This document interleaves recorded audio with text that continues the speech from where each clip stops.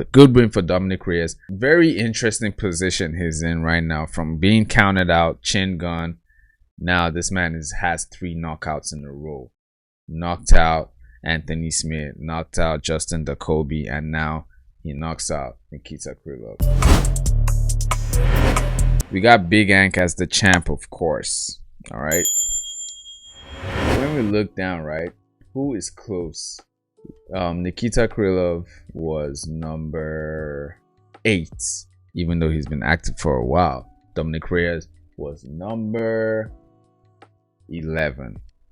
Now he's hopped over Johnny Walker, Volkan Ozdemir, which honestly, jumping over Volkan Ozdemir is good, because I'll be very scared if Reyes got matched up with Ozdemir. But I think the next fight for Reyes is absolutely Alexander Rakic. I think that's a good fight for him. Kind of a 50-50 fight, I think so.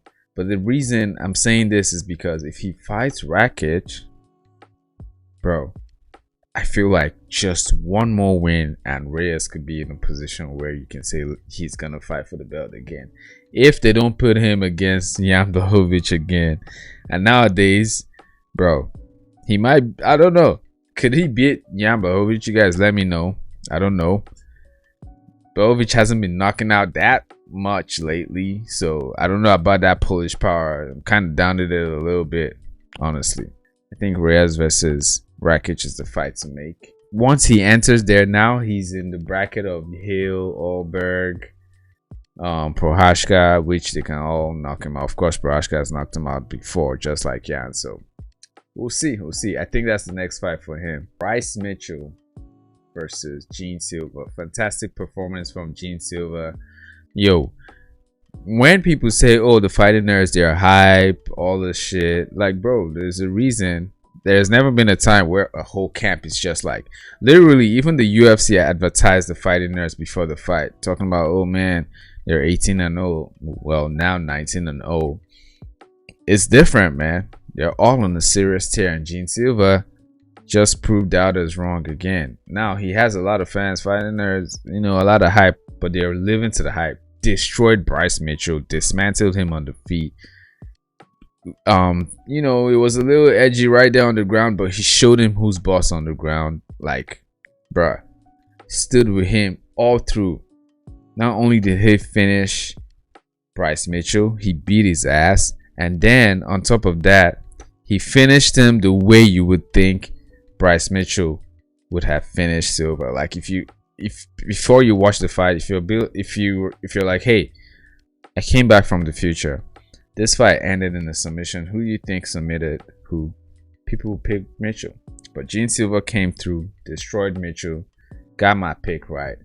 When we look at the featherweight division, which is just getting stacked and stacked and stacked, honestly, the champion, new champion, of course, Volkanovski. Bryce Mitchell in the featherweight division is number 13, and just like that, we have a ranked fighting nerds fighter in the featherweight division. A very, very good tough test for Gene Silva, and because of how exciting he is, it's actually a possibility, but it all depends on the other fighter. Gene Silva versus Arnold Allen. I think Gene Silva versus Arnold Allen would be a good fight, good test for Gene Silva. He just passed the test with Bryce Mitchell, which was absolutely a test for sure, with flying colors. But if he beats Allen, bro, all of a sudden, one more fight and you can say, yeah, let's put Silva in there. So yeah, I think Gene Silva versus Arnold Allen is a good fight, a winnable fight for him as well. Good matchup, and Allen would have the chance to like shut down one of these hype trains, you know, because let's be real, Allen has fought Movsar, lost to Movsar. He's had some shortcomings, okay, so he needs this type of win. Of course, you got people like Leon Murphy and Aljamain Sterling, but stylistically, these guys would just wrestle the hell out of Silva, because they didn't. That's what they're gonna do. Smart thing to do. And you don't need Silva versus people like Giga Gakatse, Yusuf Zalal. Like, Just shoot him up there, man. Gene Silva versus Alan Allen. I think that's the fight to go right there. All right, next fight we got Yair Rodriguez, of course, versus Patricio Pitbull. Like I said, Pitbull, you know, proves that he's indeed absolutely washed past his prime. He just looked slow, just looked like, you know, he should be done fighting. At the same time, Yair Rodriguez didn't look fantastic. Good performance. He did what he was supposed to do, you know, but it's there. Now, come on. Who else are we gonna put with Yair Rodriguez? Who else? Right? I don't know if it's unfair for him because he had to win over Pitbull, but if you can match Yair Rodriguez with Pitbull, so crazy how we're still talking about the featherweight division. But if you can match Yair Rodriguez with Pitbull, I think an even better matchup will be Yair Rodriguez versus Diego Lopez. I mean, look at the craziness they had at the press conference. Apparently they have this crazy ass beef. I've not really looked into what exactly it's about, but something about insults from training camps with each other, childish shit, whatever. Yair Rodriguez versus Diego Lopez is the absolute fight to make. Perfect, no doubts. That is the fight to make between those guys, and that's it. You know, the winner of that fight gets a lot of props for sure. You can start talking about rematches and stuff like that. So yeah, no doubt that is the next fight to make. Michael Chandler versus Paddy Pimblett. Michael Chandler versus Paddy Pimblett. Good fight. So happy with the outcome of this fight. Went just like I said it would. Pimblett proving everybody wrong again. Proving he's that guy. He can stand with the best of the best. People were saying, oh, Chandler, he only lost to the absolute best. Sure. But now they're going to say, oh, Chandler, he's not that good. He's still going to find a way to sleep on Paddy. Now, I used to sleep on Paddy, man. Like I said, I used to sleep on him a lot. But he definitely won me over before this fight. I started respecting his skills. And now, I won't lie, I'm kind of becoming a fan, too. I will not lie. Guys winning me over.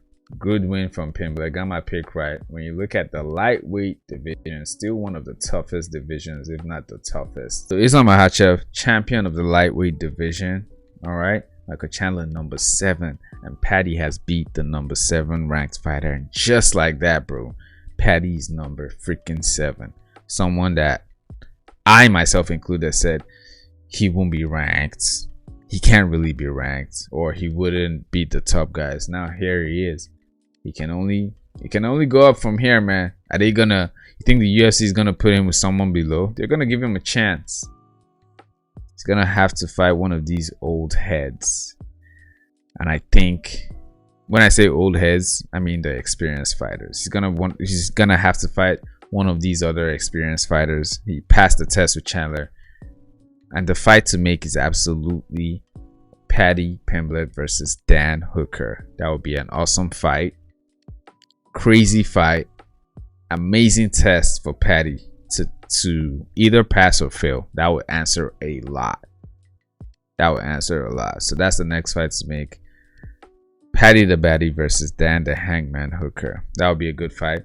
Again, Dan Hooker has a chance to, you know, show that he's not, you know, none of these guys are passing him by. At the same time, if Paddy beats Hooker, literally, again, we're talking about one more fight, and you can be talking about Paddy fighting for a freaking lightweight title, which is ridiculous. It's still ridiculous to me.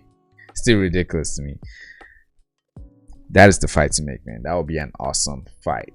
We got Volkanovski defeating Diego Lopez, shutting down the hype train, proving doubters wrong, people that counted him out, proving everybody wrong. Coming back to make records. He's the new champion of the featherweight division. Still a dark aftertaste there because Ilya gave up the belt, so it's like the real champion kind of left, you know, but doesn't take away from the record, man. It's an amazing thing to do. An absolute amazing thing to do. We got Ilya former champion. Now it's Volk. Who is stepping up next? He already beat Max Holloway. He beat Diego Lopez. They're not gonna give it to Movsar. They're not gonna give it to Yair. He already tried. He beat Yair, beat Brian Ortega. Who's next? You see, this is why Allen versus Silva makes sense. It is why. You're not crazy enough to just throw Silva and say he should fight Volk. Alright? But if he beats Allen, of course. Of course. But realistically, when you look at this, normally it's supposed to be Movsar Evloev. In fact, Movsar Evloev was supposed to fight Alexander Volkanovski before Diego Lopez, if we're being honest. But I don't know, man. Another fight with Max, like, who wants to see that? This one is a really, really tough one. The featherweight division is in a kind of awkward place right now because what? Leron Murphy, good fighter, but yeah, not the most entertaining. Fans are not really happy with him right now, and I'm sure Dana White as well is not. So I don't know. I don't know, man. Volk just came here and confused everybody. You guys, let me know who you think should be the next person. But if we're being real, objectively, it's supposed to be Movsar Evloev. There's literally nobody else on this top 10 that deserves it aside from Movsar Evloev. There is no other case to be made for any of these guys, except you just want to give Volk, you know, a layup to build more to his legacy. Movsar Evloev is the one, man. Like I said, he was supposed to fight before Lopez. He was more tested already, had a longer win streak, and he beat Diego Lopez. But let me know what you guys think, man. Let me know what you guys think. Please hit that like button. If you're new to the channel, go ahead and subscribe, and I'll see you guys later.